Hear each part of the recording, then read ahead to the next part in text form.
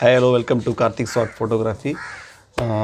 இன்றைக்கி நம்ம இந்த வீடியோவில் எதை பற்றி பார்க்க போகிறோம் அப்படின்னு பார்த்தீங்க அப்படின்னா மொபைல் ஃபோட்டோகிராஃபிக்கான சில டிப்ஸ் பற்றி தான் நம்ம பார்க்க போகிறோம் இந்த வீடியோவில். வாங்க வீடியோக்கு போவோம்.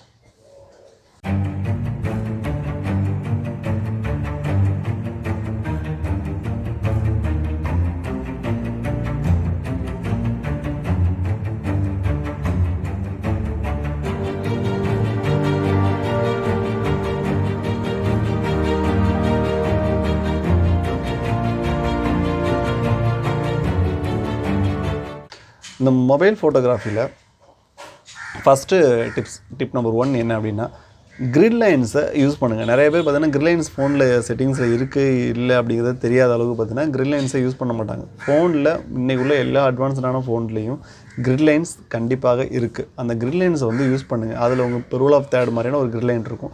ஸோ அதை நீங்கள் யூஸ் பண்ணி எடுக்கிறப்ப பார்த்தீங்கன்னா எந்த போர்ஷன் ஒரு 9 பாக்ஸாக இருக்கும் பார்த்தீங்கன்னா, உங்கள் ஸ்க்ரீன் வந்து ஒரு 9 பாக்ஸாக ஸ்ப்ளிட் ஆயிரும். ஸோ அதில் வந்து உங்களுக்கு எந்த இடத்துல வந்து என்ன ஆப்ஜெக்ட் நம்ம வந்து ஃபிக்ஸ் பண்ணலாம், எந்த இடத்துல வந்து கம்போசிஷன் நீங்கள் வந்து லேர்ன் பண்ணிக்க முடியும். ஸோ அதை வந்து நீங்கள் யூஸ் பண்ணுங்கள். ரூல் ஆஃப் தேர்டுக்காக அந்த கிரிட் லைன்ஸை வந்து நீங்கள் யூஸ் பண்ணுங்கள். அப்புறம் டிப் நம்பர் 2 அப்படின்னு பார்த்தீங்க அப்படின்னா, கேமராவோட அந்த ஃபோக்கஸ் பாயிண்ட்ஸை வந்து கரெக்டாக செட் பண்ணுங்கள். கரெக்டாக நீங்கள் வந்து ஃபோட்டோவுக்கு கேமராவை வந்து வச்சுட்டு நீங்கள் வந்து பர்டிகுலர் இடத்துல நீங்கள் எந்த இடத்துல நீங்கள் ஃபோக்கஸ் பண்ணுவோம், எது உங்களோட சப்ஜெக்ட்டோ அதில் நீங்கள் டேப் பண்ணீங்க அப்படின்னா, ஃபோனில் டேப் பண்ணீங்க அப்படின்னா உங்களுக்கு உடனே ஃபோக்கஸ் ஆகும். மற்ற எல்லாமே கொஞ்சம் வந்து அவுட் ஆஃப் ஃபோக்கஸில் இருக்கும். ஏதோ உங்களோட மெயின் சப்ஜெக்ட்டோ அதில் வச்சுட்டு ஒரு டேப் பண்ணுங்கள், அது உங்களுக்கு ஃபோக்கஸ் ஆகிடும். பாயிண்ட் நம்பர் 3 பார்த்தீங்க அப்படின்னா, ஃபோக்கஸ் ஆன் சிங்கிள் சப்ஜெக்ட். நிறைய குரூப் ஆஃப் பீப்புள் இருக்காங்க அப்படின்னா, சில பேர் என்ன பண்ணுவாங்கன்னா 2 பேர்த்துக்கும் இடையில வச்சு ஃபோக்கஸ் பண்ணுவாங்க. இந்த மாதிரி அறிவாளித்தனம்லாம் வேணாம். Focus on single subject. எது உங்களோட மெயின் சப்ஜெக்ட் ஆர் ஃப்ரெண்ட் சப்ஜெக்டாக எது இருக்கோ அதில் நீங்கள் ஃபோக்கஸ் பண்ணிங்கன்னா ஆட்டோமேட்டிக்காக இப்போ ஒரு குரூப் ஆஃப் பீப்புள் இருக்காங்க அப்படின்னா ஆட்டோமேட்டிக்காக வந்து ஃபோக்கஸ் ஆகிக்கும். நீங்கள் அதை பற்றி கவலைப்படுறது தேவையில்லை.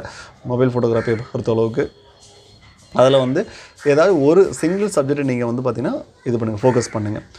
அடுத்தது பாயிண்ட் நம்பர் 4 பார்த்திங்க அப்படின்னா, நெகட்டிவ் ஸ்பேஸ் வந்து லீவ் பண்ணுறது. சில பேர் பார்த்திங்கன்னா டைட்டான ஃபோட்டோகிராஃப்ஸ் எடுப்பாங்க. இன்றைக்குள்ள ட்ரெண்டு பார்த்திங்க அப்படின்னா ஃபுல் அந்த ஃப்ரேமே வந்து ஃப்ரேம் ஃபில்லிங் ஃபோட்டோகிராஃபி அப்படின்னே சொல்லிட்டு இருக்குது. But frame filling photography one side இருந்தாலும் டைட்டான ஃப்ரேம் வந்து ஃபில் பண்ணாதீங்க எப்போதுமே.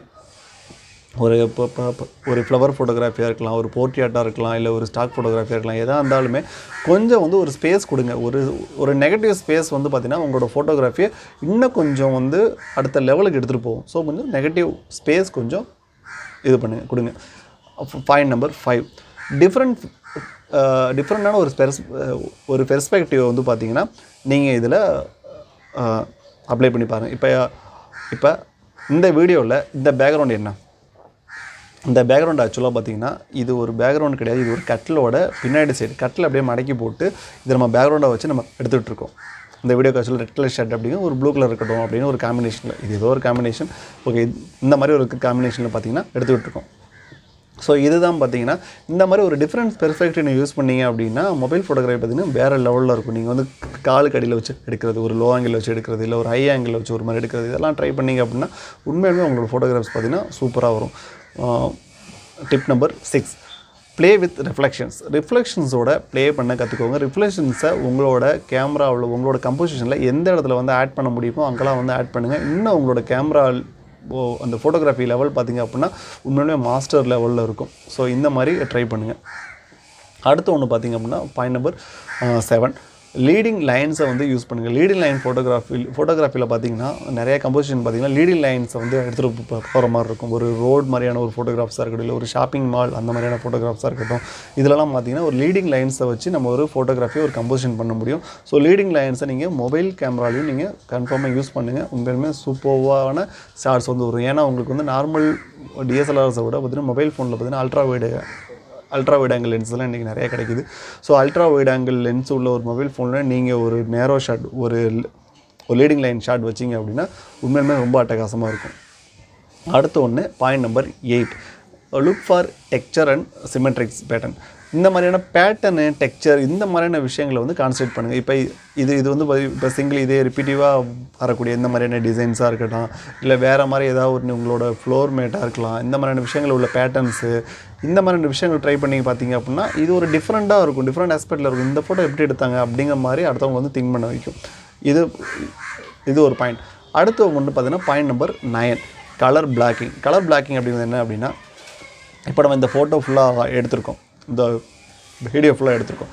இப்போ இந்த ஒரு ஷர்ட் கலர் மட்டும் நம்ம வந்து ரெட் கலர் பண்ணிவிட்டு மற்ற எல்லாத்தையுமே பிளாக் அண்ட் ஒயிட்டாக அப்படியே விட்டுறது, பிளாக் அண்ட் ஒயிட் பண்ணிடுறது. இப்போ கலர்லெஸ்ஸாக பண்ணிட்டீங்க அப்படின்னா இது ஒரு இமேஜை வந்து பார்த்திங்கன்னா வேறு லெவலுக்கு எடுத்துகிட்டு போகும். இல்லை சில இடத்துல பார்த்திங்க அப்படின்னா கலர் ஒரு ஒயிட் பேக்ரவுண்டு, ஒரு ஒயிட் வால் இருக்குது, அங்கே ஒரு எல்லோ கலர் ஒரு ரெட் கலர் ட்ரெஸ் போட்ட ஒருத்தவங்க நிப்பாட்டுறது பார்த்திங்க அப்படின்னா அது ஒரு மாதிரி ரொம்ப கான்ட்ராஸ்ட்டாக, ரொம்ப ஒரு மாதிரி வந்து பார்த்திங்கன்னா ஒரு என்ன சொல்கிறது, ஒரு மாதிரி ஒரு ட்ரீட்டியாக ஒரு டேஸ்டியாக உங்களை வந்து காமிக்கும் இந்த மாதிரியான ஒரு ஃபோட்டோஸ். இதுக்கு வந்து பார்த்திங்கன்னா கலர் பிளாக்கிங் அப்படின்னு சொல்லுவாங்க. ஸோ இந்த மாதிரி கலர் பிளாக் பண்ணி சில ஃபோட்டோஸ் எடுத்து பாருங்க.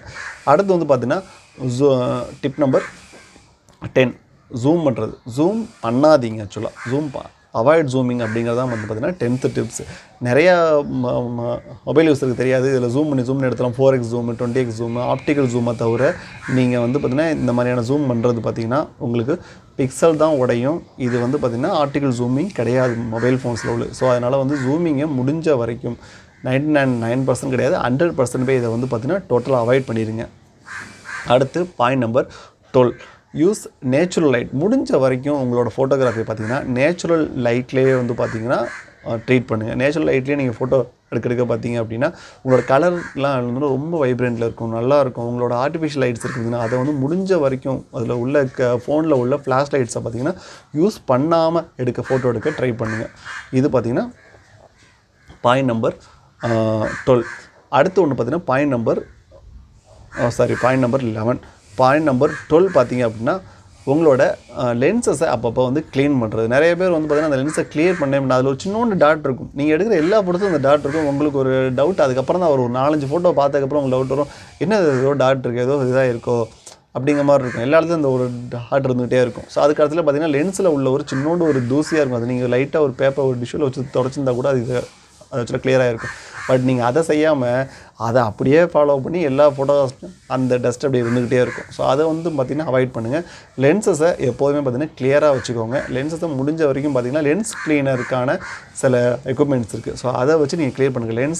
லென்ஸ் க்ளீனிங்க்கான நான் ஒரு வீடியோ நான் செப்பரேட்டாக பண்ணுறேன். அதுக்கு முன்னாடி லென்ஸ் க்ளீனிங்கான நிறைய அமேசானில், நிறையா ஃப்ளிப்கார்ட்டில் இதெல்லாம் நிறைய கிடைக்கிது. ஸோ அந்த மாதிரியான ஒரு லிக்விடை வாங்கி அதில் இது பண்ணுற அதோட வர ஒரு அட்டாச்சு ஒரு டிஷ்யூ பேப்பரை வச்சு அதை க்ளீன் பண்ணிவிட்டு லென்ஸை வந்து யூஸ் பண்ணுங்கள். அடுத்து ஒன்று பார்த்திங்க அப்படின்னா டிப் நம்பர் 13 எடிட் ப்ராப்பர்லி. உங்கள் ஃபோட்டோகிராஃபி ஃபோட்டோ உங்களோடது. நீங்கள் ஒரு ஃபோட்டோ எடுத்துட்டீங்க, அந்த ஃபோட்டோவை எப்படி உலகத்துக்கு ப்ரெசென்ட் பண்ணணும் அப்படிங்கிறத நீங்கள் தான் டிசைட் பண்ணணும். ஸோ நீங்கள் டிசைட் பண்ண அந்த ஃபோட்டோவை வந்து இப்படி தான் இருக்கணும், அப்படி தான் இருக்கணும் அப்படின்னு எந்த விதமான ரூல்ஸ் அண்ட் ரெகுலேஷன்ஸும் உங்களுக்கு கிடையாது. நீங்கள் எப்படி வேணால் எடிட் பண்ணலாம், எப்படி வேணால் ப்ரெசென்ட் பண்ணலாம். ஸோ நீங்கள் அந்த இடத்துல வந்து உங்களை லிமிட் பண்ணிக்காதீங்க. அதே நேரம் ரொம்ப வந்து அதிகப்படியான ஓவர் எடிட்டிங் பண்ணி அதை அசிங்கமாகவும் ஆக்காதீங்க. எவ்வளோ என்ன நீங்கள் உண்மையிலுமே வந்து உலகத்துக்கு வந்து ப்ரெசென்ட் பண்ணணும்னு நினச்சிங்களோ அதே விஷயத்தை, அதே மாதிரியான ஸ்டோரியை வந்து எப்போ உங்களோட ஃபோட்டோ வந்து எக்ஸ்ப்ரெஸ் பண்ணுதோ அது வரையும் உங்கள் ஃபோட்டோ வந்து கிளியராக எடிட் பண்ணி அதுக்கப்புறம் வந்து ப்ரெசென்ட் பண்ணுங்கள். அடுத்த பாயிண்ட் நம்பர் 14 என்ன அப்படின்னு பார்த்தீங்கன்னா போட்டியாட்டான ஷார்ட்ஸ் நிறைய பேர் எடுத்துருப்போம். இப்போ ஒரு செல்ஃபி ஷார்ட்ஸ் இருக்குன்னு வச்சுக்கோங்களேன். செல்ஃபி ஷார்ட்ஸை தவிர மற்றபடி என்ன எடு அப்படின்னா இல்லை என்ன பண்ணுவாங்கன்னா போய் என்னமோ அந்த வளகாப்புக்கு ஃபோட்டோ எடுக்கிற மாதிரி அப்படியே போய் நின்றுக்குவாங்க. ஸோ அந்த மாதிரி வளகாப்புக்கோ இல்லை வந்து என்ன passport size photo, driving licence எடுக்க போகிற மாதிரி போய் அப்படி ஸ்ட்ரைட்டாக போய் நிற்பாங்க. ஸோ அந்த மாதிரியான ஃபோட்டோகிராஃப்ஸ் தேவையில்லை. நீங்கள் கொஞ்சம் கேண்டிட்டாக எடுக்கிற மாதிரி அவங்க கொஞ்சம் ப்ளசண்ட்டாக விட்டுட்டு நீங்கள் அவங்கள வந்து ஃப்ரீயாக நீங்கள் உட்காருங்க, நீங்கள் கூட சிரிச்சிருங்க, நீங்கள் கூட பேசிட்டுங்க அப்படின்னு சொல்லிட்டு ஒரு கேண்டிட் ஷாட்டை வந்து மொபைல் ஃபோனில் ட்ரை பண்ணி பாருங்கள். அது இன்னும் சூப்பராக இருக்கும். அடுத்து ஒன்று பார்த்திங்க அப்படின்னா பாயிண்ட் நம்பர் 15 பார்த்திங்க அப்படின்னா இன்றைக்கி வர அப்டேட்டட் மாடல்ஸ் மொபைல் ஃபோன்ஸ் எல்லாத்துலேயும் பார்த்திங்கன்னா எக்ஸ்போஷரை உங்களால் மேனுவலாக யூஸ் பண்ண முடியும். ஸோ எக்ஸ்போஷரை மேனுவலாக உங்களால் யூஸ் பண்ண முடியும் அப்படிங்கிற பட்சத்தில் உங்களுக்கு உங்களோட ஃபோனில் உள்ள கேமரா ஃபுல் கண்ட்ரோல் உங்கள் கையில் இருக்குது அப்படின்னு தான் அர்த்தம். ஸோ அதை நீங்கள் முழுமையாக யூஸ் பண்ணுங்கள். நிறைய பேர் அந்த ஆப்ஷன்ஸ்லாம் யூஸ் பண்ணுறதே கிடையாது. எனக்கு தெரிஞ்சு 90% ஆஃப் யூசர்ஸ் வந்து மொபைல் யூசர்ஸ் பார்த்திங்கன்னா அதெல்லாம் யூஸ் பண்ணுறதே கிடையாது. அப்படியே வந்த வரைக்கும் அப்படியே எடுத்துகிட்டே இருப்பாங்க. இன்றைக்காச்சும் அதை தயவு பண்ணி கொஞ்சம் மாற்றிக்கோங்க. உங்களோட ஃபோனில் மேனுவலாக ஐஎஸ்ஓ, அப்பெச்சோர் இதெல்லாம் செட் பண்ணக்கூடிய ஆப்ஷன் இருக்கான்னு ஃபஸ்ட்டு செக் பண்ணி பாருங்கள். இன்கேஸ் அது இருந்துச்சு அப்படின்னா நீங்கள் அதை கன்ஃபார்மாக அதை யூஸ் பண்ணுங்கள். அது உங்களுக்கு இன்னும் உங்களோட ஃபோட்டோகிராஃபி பார்த்திங்கன்னா அடுத்த ஒரு லெவலுக்கு எடுத்துகிட்டு போகும். ஸோ இதெல்லாம் வந்து எனக்கு மொபைல் ஃபோட்டோகிராஃபியில் தெரிஞ்ச சில டிப்ஸு. ஸோ இது இல்லாமல் உங்களுக்கு வேறு எதுவும் டிப்ஸ் தெரியும், மொபைல் ஃபோட்டோகிராஃபியில் இந்த மாதிரிலாம் நான் ட்ரை பண்ணியிருக்கேன் சார், இது சூப்பராக வந்திருக்கு அப்படின்னு உங்களுக்கு தெரிஞ்சாலும் அதையும் என் கூட ஷேர் பண்ணுங்கள். நம்ம எல்லாம் சேர்ந்து லேர்ன் பண்ணிக்குவோம். தேங்க்யூ.